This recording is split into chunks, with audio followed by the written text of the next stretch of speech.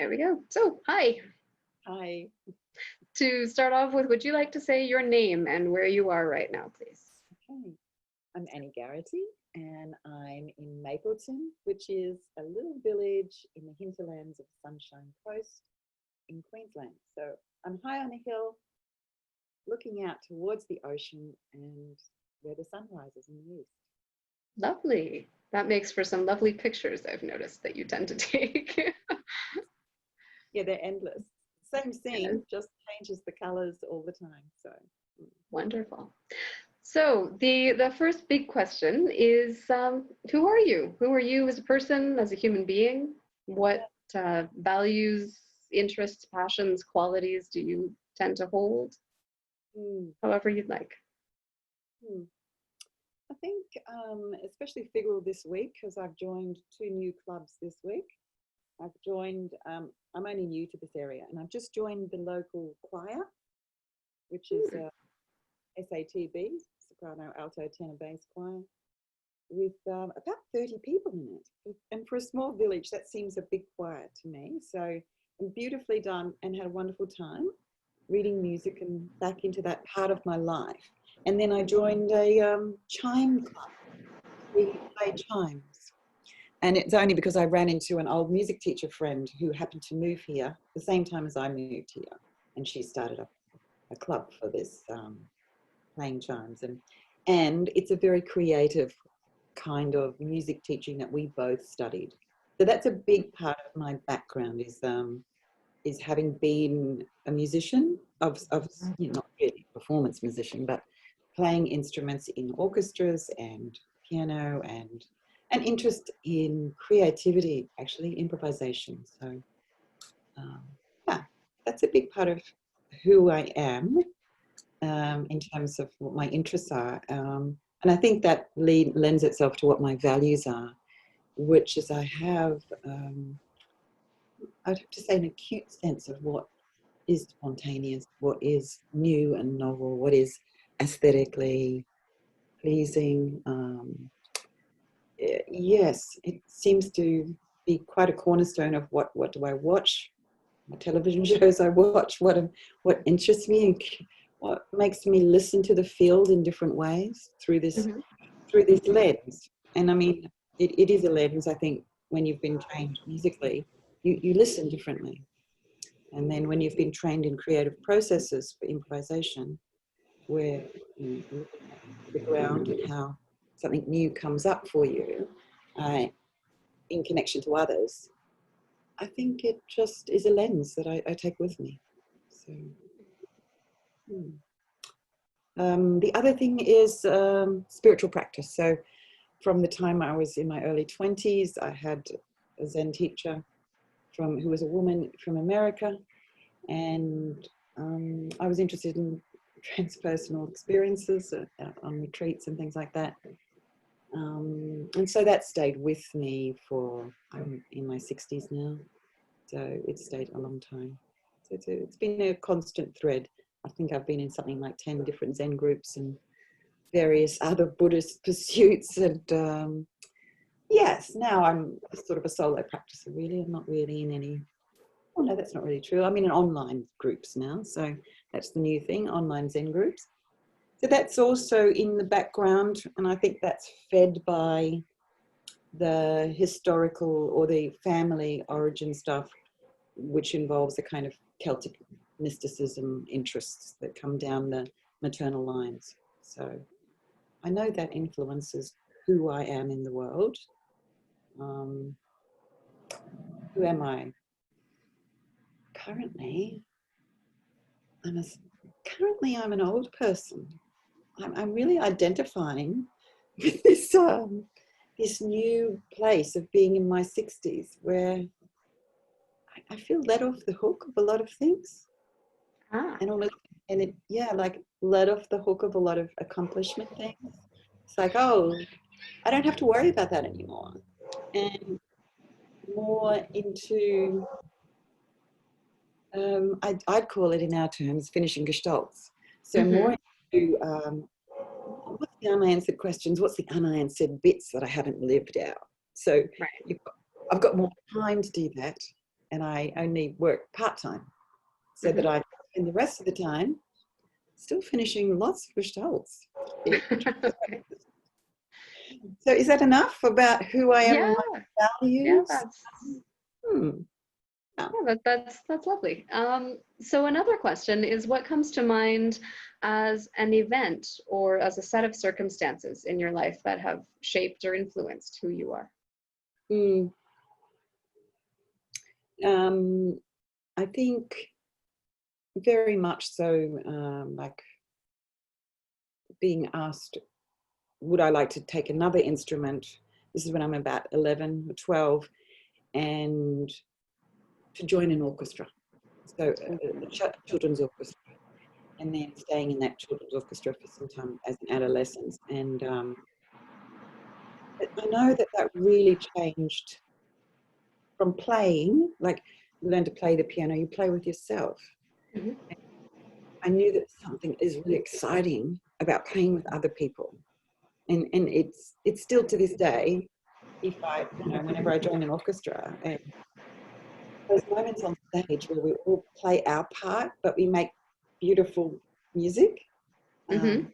Not fantastic. I'm not talking about sort of like, I'm talking about amateur orchestras now, where it's just this amazing elevation sense that you get. And I wouldn't have had that if I hadn't been introduced to it by somebody else. So it's not something where I went, I want to do this. It's Right. where the nun said, I think you should take up viola. And I did. So I think that taught me something about, that stayed with me as a kind of, I see myself using my hands here, but a kind of like, oh yes, it's great to play with others. Oh, it's actually good to play with myself. Backwards and forwards, sort of leaning into the sort of hopefulness about this magical moment in music when it's made with others. And I think I've always hoped that I could do that without music. Mm. It sounds like transfluence. It's what that would be. Yes, that's Yeah. right. Yeah, I loved my choir and my school band Mm, training. It's just, it is a mm. very different experience. You're quite right.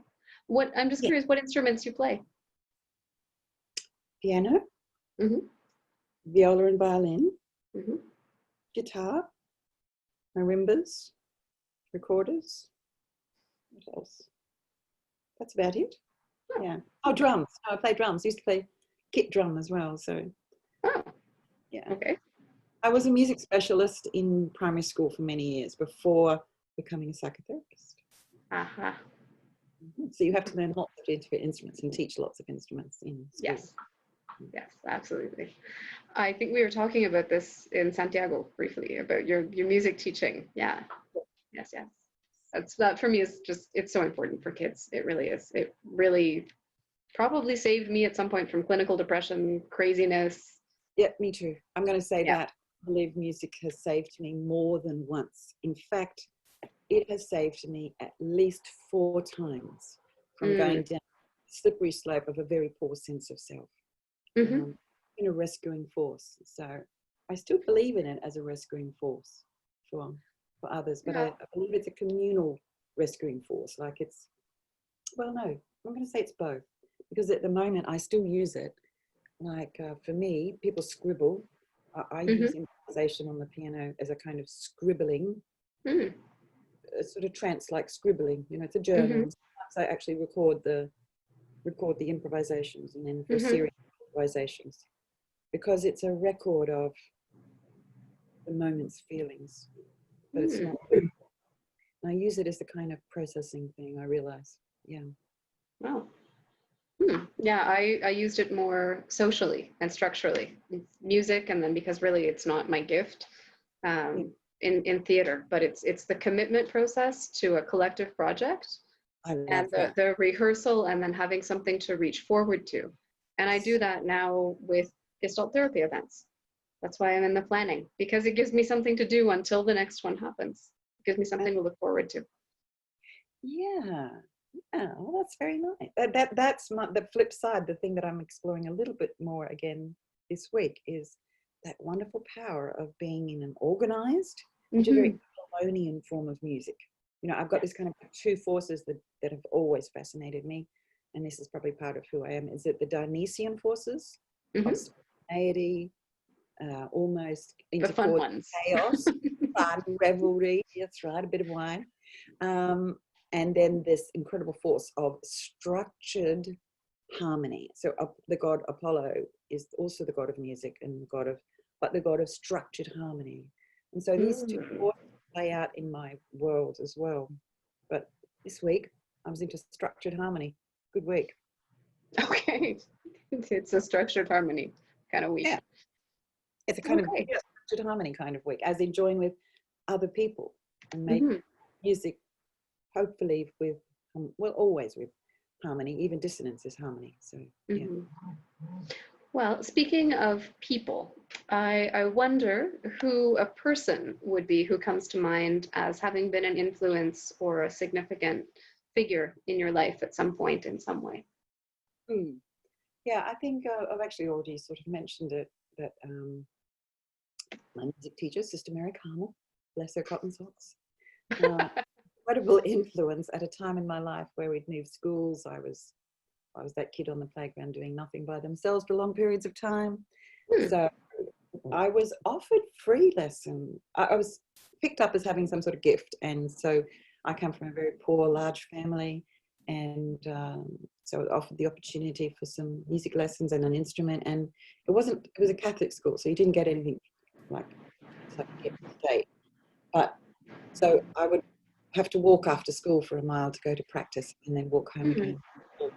So there was this pattern of something that she gave me, hope and harmony, and I don't know, the beauty and aesthetics of music making. So it was nice, I think, just to be seen at a time when I didn't feel seen. And I think actually my grandmother on my mother's side was a similar figure in terms of, I was seen as a child. I wasn't really seen as a child so much in my family culture because I had too big a role to play. And so I think my grandmother played this role of being able to see me as the child I was, see me and value me, even though she wasn't always in my life. She was there and not there. And then sort of Sister Mary Carmel sees something when I'm in a difficult field and sees me. And then later, in my 20s, it's Joko Beck, a pretty famous Zen teacher from America. She comes to Australia, and I have this amazing retreat with her, not far from where I live right now, actually, which is interesting because I passed an accident. You know, I drove past and went, "Oh my God, that's where I had my first transpersonal experience with a Zen teacher, just down the road here." And it was like, oh, nice about that. So she came along, and again, it was this feeling of being seen by somebody in my, I'm going to say, oddity / uniqueness. And it's like somebody looking in and seeing you when you feel unseen in a difficult field. I was having a difficult end of a first marriage when I met Joko. So she was really significant. And later it happened again with a music teacher who was teaching me traditional which is off music teaching. Yeah. So it's different from, again, it's a more Dionysian kind of music teaching. And this teacher, again, peered in, you know, like she could see me, and I was in a difficult field. I was sort of doubting my creativity. I was not seeing my qualities very clearly. So I noticed that, because I thought about this question, that they were all older women.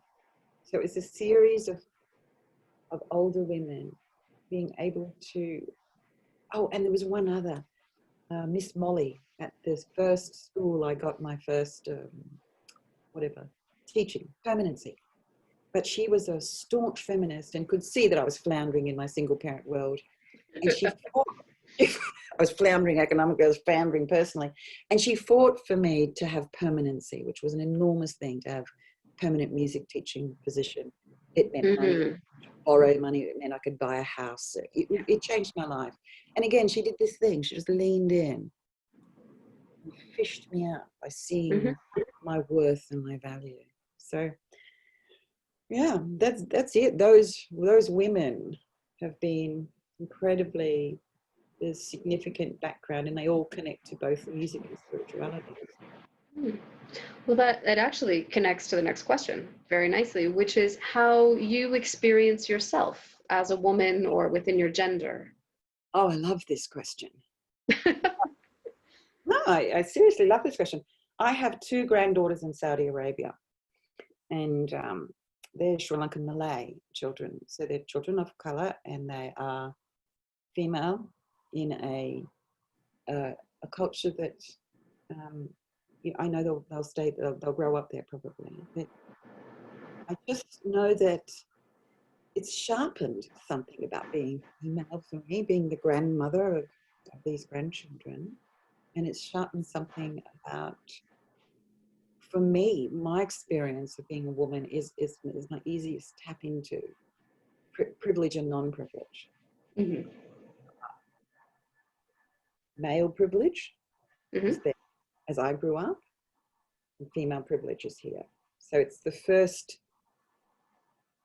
I'm white. I'm heterosexual. I'm monogamous. I'm what else? I'm educated. I'm middle class. I'm in a very privileged class. I'm really aware of the privileges.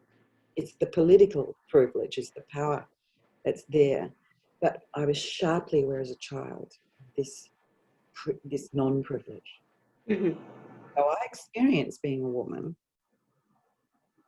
with a bit of a sharp edge on this.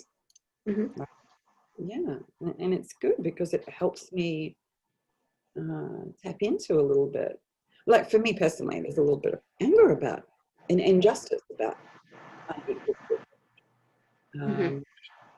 And I know there are other things I love about being a woman. I like being a grandmother, for starters. I wouldn't be a grandmother if I wasn't a woman. That's true. Well, it can happen, actually. Can it? Oh, okay. Yeah, there are some trans grandmothers. You could be a trans, exactly. Yes. Yep. I do remember though, the day my daughter had her first daughter, I wrote a poem about this because it was so moved me that the fruit of the womb of the fruit of my womb that had a womb of her own had just been born. It was really significant. So I do think there was also some sort of biological kind of response there that came because my granddaughter was in my womb as an egg. Yep. So I had this really strong experience, and I'm very close to those girls because they are the only ones that are the fruit of the womb, the fruit of my womb that has a womb of its own. So, and I'm just going to put that in context. I know that in Celtic, like we're not Irish, but we are just only 1 or 2 generations down here in Australia, for being all our descendants being, antecedents being Irish, that there is a matriarchal flavour that's not political. It hasn't got political power, but it has other power. And my grandmother used to say, "You don't want to be taking any notice of them. They're only men." I know. Ouch.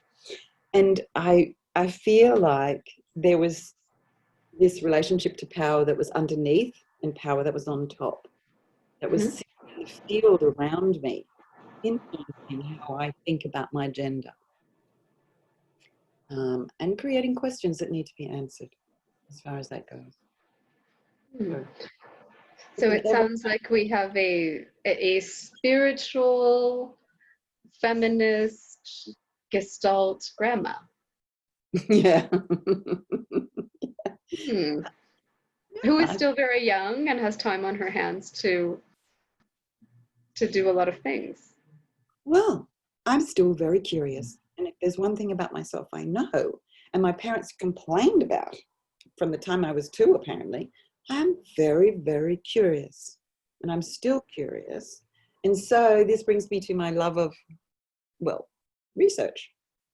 I'm the research chair for GANS because, not that I'm only a beginner researcher, that's all I am, but I've got all this energy behind it.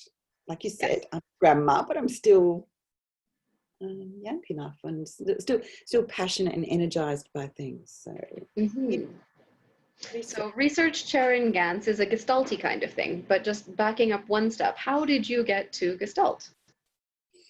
That was an Because interesting. that is not music, that is not directly spiritual practice. No. Okay, so what happened was I had walked into the wrong meeting. No. It's interesting. I was music teaching away, and I got some sort of injury that wouldn't go away, and any kind of physical treatment didn't do it. And someone said to me, "I think this is a family constellation matter." I said, "What's that?" You know, so I wasn't trained in anything, so they said, "Go and have a go at this." Well, the proof of the pudding is in the eating, and I went to the constellation work, and yes, my injury got better, but my interest and curiosity was piqued by family constellations, and I was offering training in it, and I thought, I can't do training in that. I'm not a psychologist. But my husband said to me, "Why don't you ask if you can?" So I go, "Can I do the training?" She goes, "Yep." I'm like, "Oh, okay," in through the door. So I did it, and then I was sick of music teaching from the point of view of teaching in schools and all that. And she suggested, well, you know, why don't you become a family constellation therapist?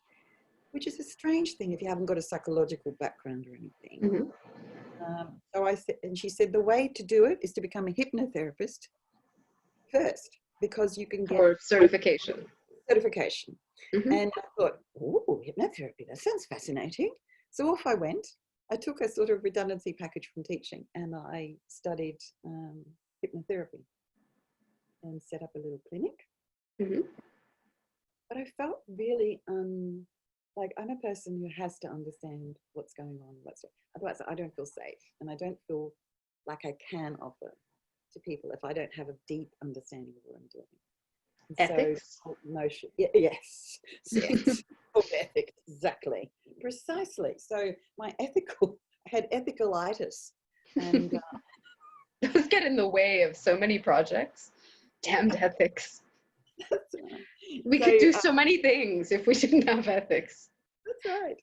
So I was on a Zen retreat this is the year that I was having this ethical dilemma, and I was on this retreat, and this girl says to me, because I'd met her at a different one, she goes, "I know what you'd like to do. You'd like to do Gestalt therapy." I said, "Really? Why?" She goes, "Oh, it's just like Zen." I said, "Oh, just like Zen, is it?" Okay. So there happened to be a hex masters. And hex means you don't have to pay, you put it on the tab here in Australia. Okay. You have a tab, like an educational tab, but you only pay back if you earn enough money. Oh, yes. You can. I'd like education in Australia now. No, so this Gestalt Masters was hex, which meant I didn't have to have the money to do it. I could put it on the tab. Wow. So I began to do it, but at the same time, I still got drawn back into teaching music, monetary reasons, and developmental reasons, I think, as well, because I ended up teaching back in the Catholic education system, which was good to go back and finish some Gestalts around that. So I did a couple of years training, and then I pulled back because I think I became a grandmother, and I thought, oh, this is going to take up all my time, but it didn't. My grandchildren didn't end up living in Australia. So then I stepped back in, and when I went to step back in, I did this thing where I said, oh, I'm not actually available because I've got to do some other grandparenting duties for the year 3. Can I repeat year 2? And they said, but you've already passed it. And I said, oh, yes, but I didn't do very well. I didn't really understand it, which is typical of me. I think I don't understand it. So anyway, I go back and repeat it, and it ends up taking me backwards and forwards. I end up in 3 different training groups. It takes me 7 years to complete the Gestalt Masters. But I do it very thoroughly. Yes. So by that stage, I'm completely hooked, and I'd already gone over to Italy and met Margherita because I went to summer school before I'd finished the master's. So, and that completely. Actually, I should have mentioned Margherita Spagnola a lot. Another woman who leans in and claps. Mm-hmm. This is just it, you know, grandmotherly kind of people. Not any older than me at all, but just this figure that leans in and claps and says, "Come this Mm-hmm. way." So I really felt that from her when I went to Italy, and I don't know, Gestalt really suited me because it was about, I believe, the recovery of an improvised life. Mm. Okay. I just thought I'd let that land. Yes, the recovery of an improvised life. It sounds like you've written that somewhere or will soon be writing that.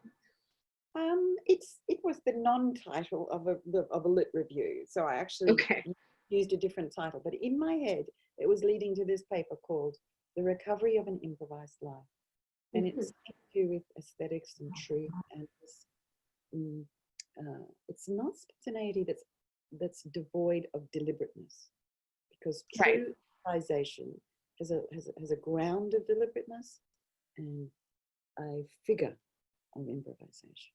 Of spontaneity. Well, I firmly believe that neither Fritz nor Joseph Zinker were talking about creativity and non-academic frameworks without having a ground. Precisely.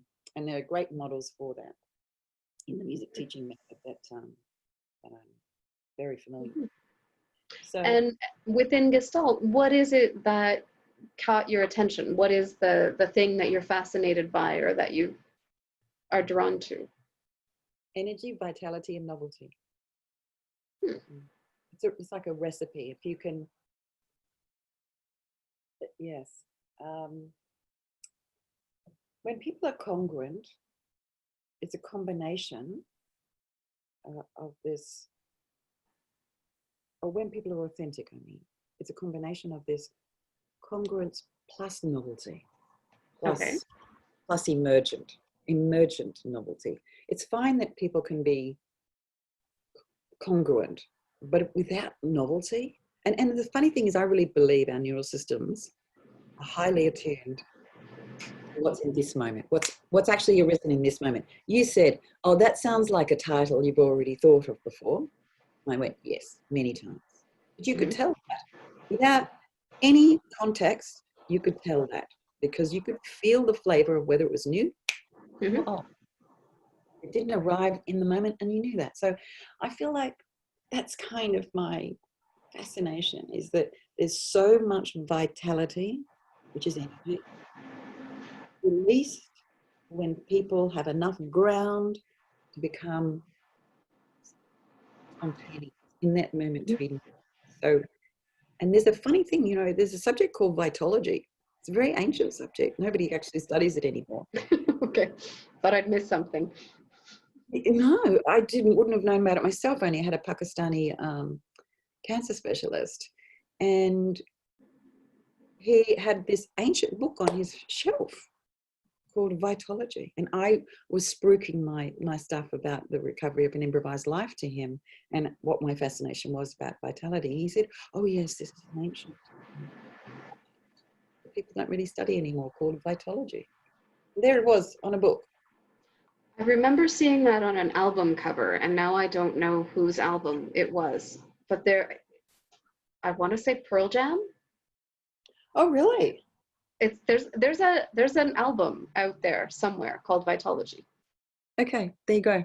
Someone else's random piece of information. No need to interrupt what you were saying, but it arrived. It was a pearl, and you can get it from jamming. There we go. And it's musical, so there we go. I've saved myself now. Yes, you have, definitely. So that is what has kept your interest or drawn your interest in Gestalt.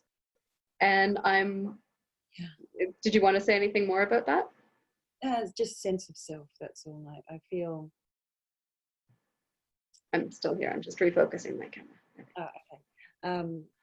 Yeah, no, there's this fascination with sense of self and you know, the being introduced the concept that self was not nominative, but of flow, an emergent flow in this moment, and how that functions well, and how when that doesn't function well. That's still, for me, a big ticket item of fascination, and how we answer that, how we answer the curiosity around that from Gestalt and from other lenses. I'm particularly interested in borderline clients, processes, and where the interruption of an externalized and an internalized ongoing flow of sense of self, where that's one of my interest areas that's more clinical.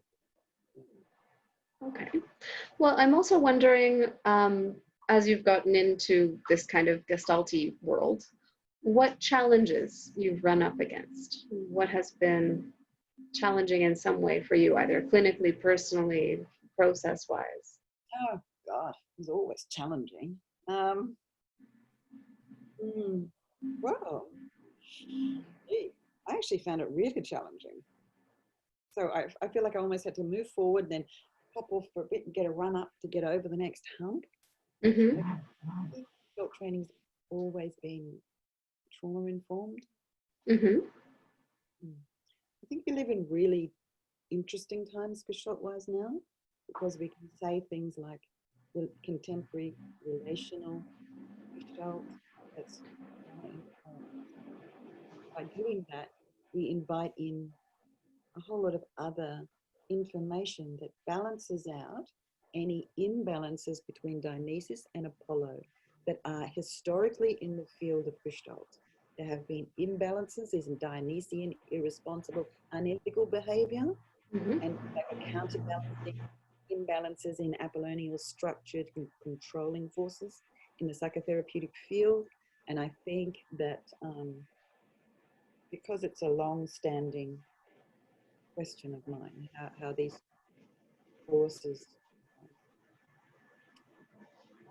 integrate, how well they integrate, or how well they differentiate. And to integrate, they have to differentiate and link. Differentiate and link.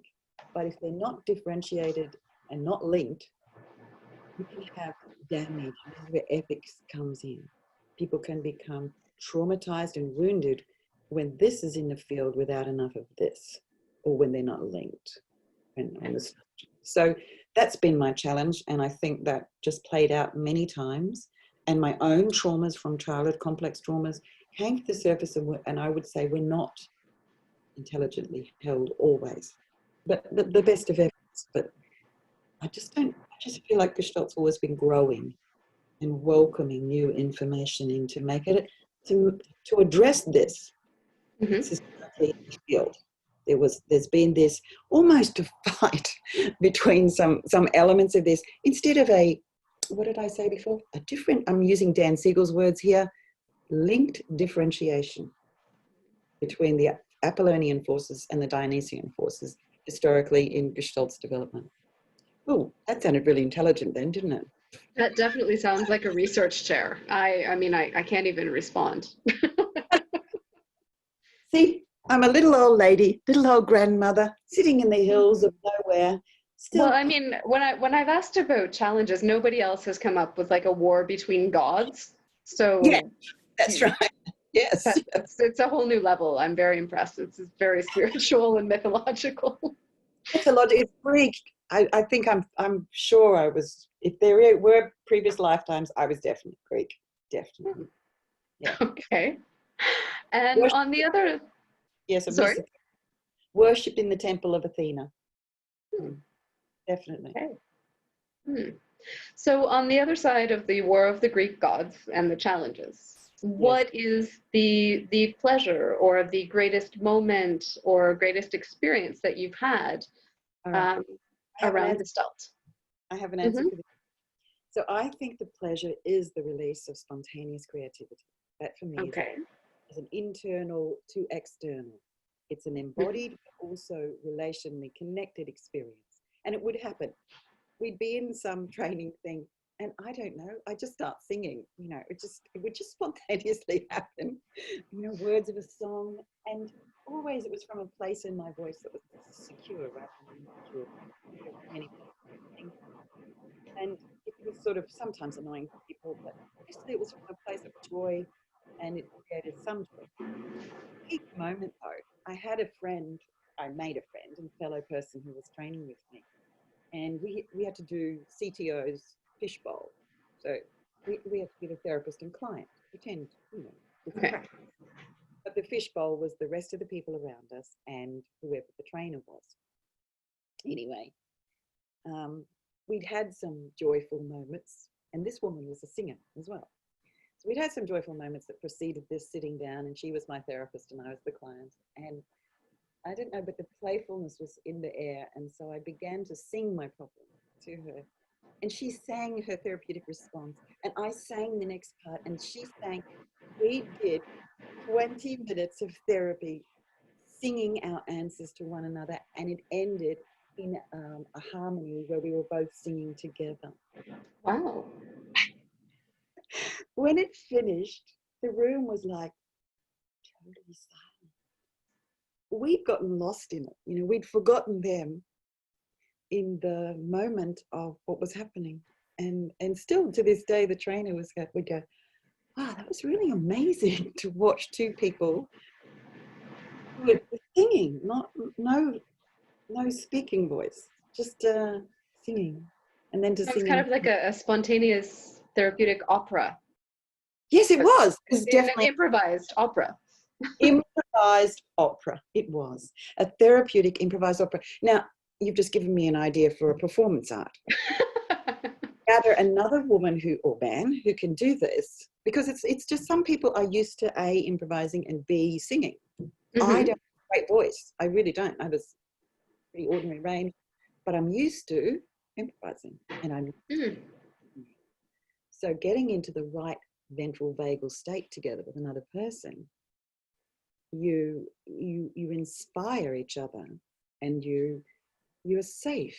And so the ground of your own musical ground, your own ground of improvisation, together just begins this process. And I think there's something else when you're singing that's not there when you're speaking. It's a whole vibration to start with. Yeah, so that was a big total different resonance. That sounds incredible. It was. I just want it down there on videotape. It was incredible. Wow. Yeah. It's funny. I've always had a fantasy of getting an improv jazz trio to sit with a therapy group and just jam with the whole session, just whatever's going on, put music to it, and sometimes lead with the music and sometimes just follow, but just play with, just put sound to what's happening in that process. I think we need to get together and create artworks. These are spontaneous performance artworks, you know, where gather the group together. And I'm going to object to people narrowing improvisation towards jazz, because that's not how I've learned it, not how I've taught it. It's outside of that. It's something a little more freeing than that.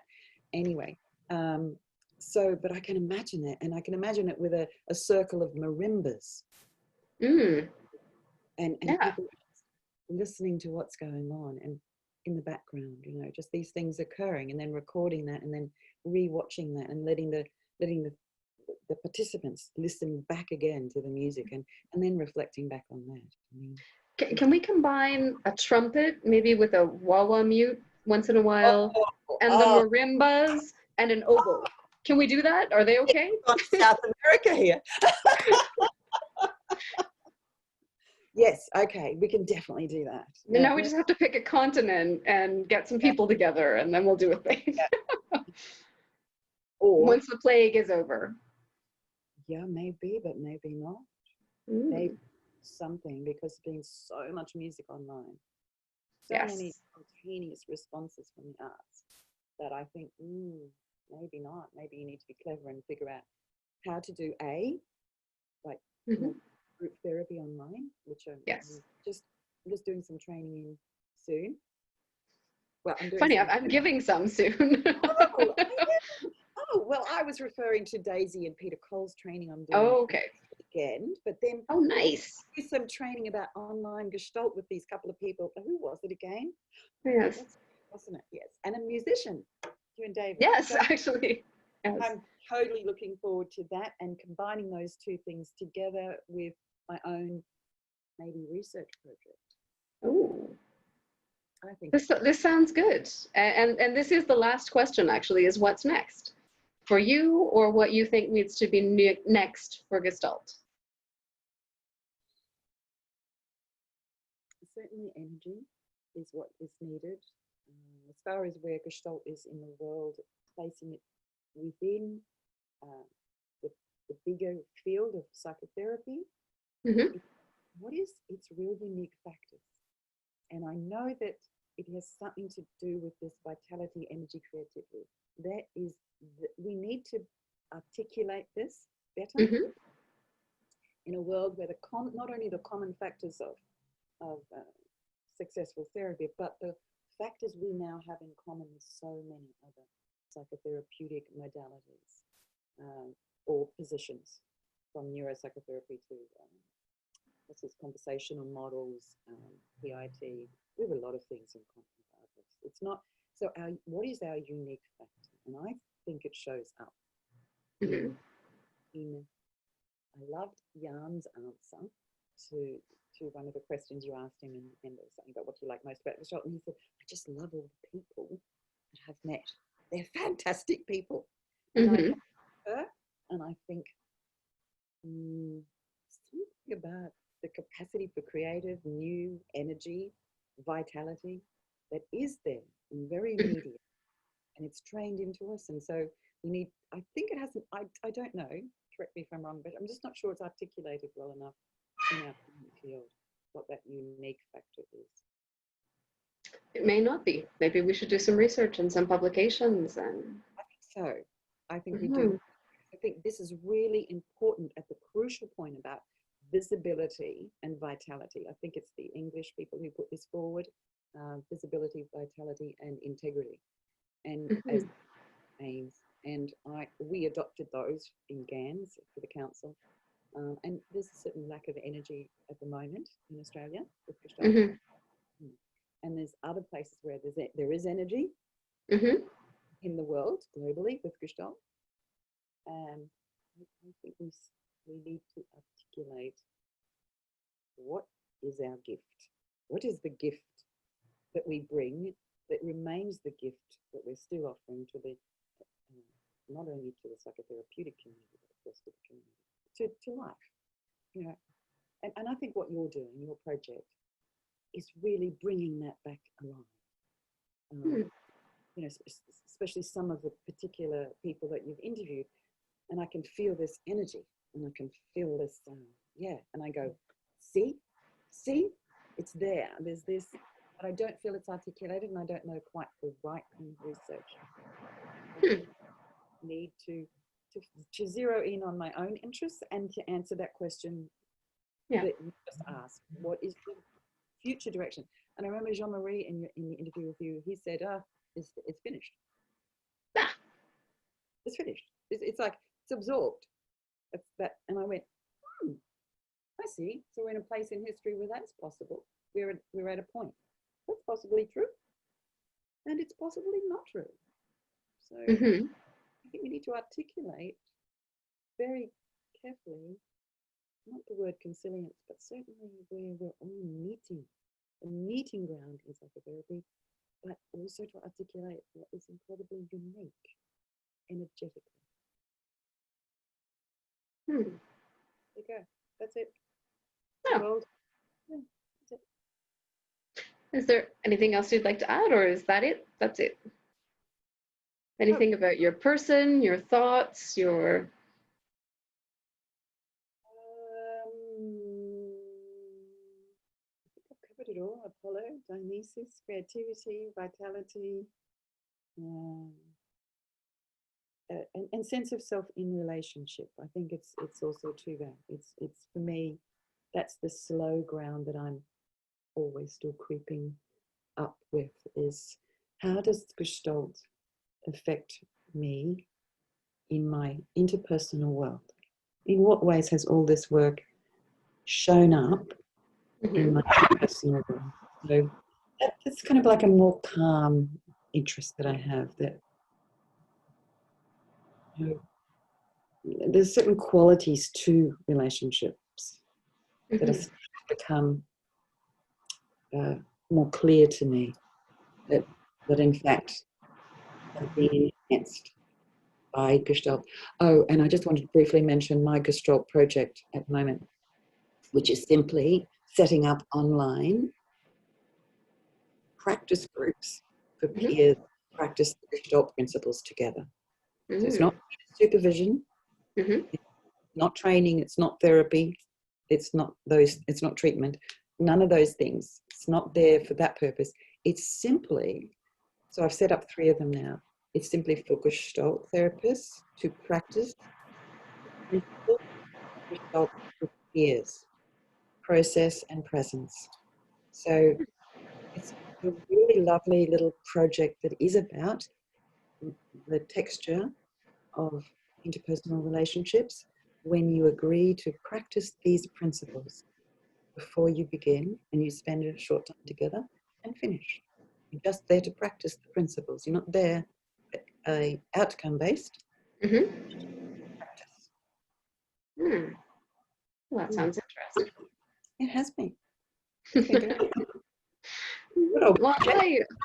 yes, and I am very glad that we got to have this talk. And I'm sorry, I forgot what time it is in your part of Australia. It was So, perfect. It was good timing. yeah, good. Well, I'm glad you had a coffee, and I managed to have mine too. So, Good. if it's okay with you, we will leave it here for now and to Very be much. continued. Thank Yeah. you very much. Yes, and I really applaud you again for doing Yeah. this project. Mm. Thank you. I really appreciate you.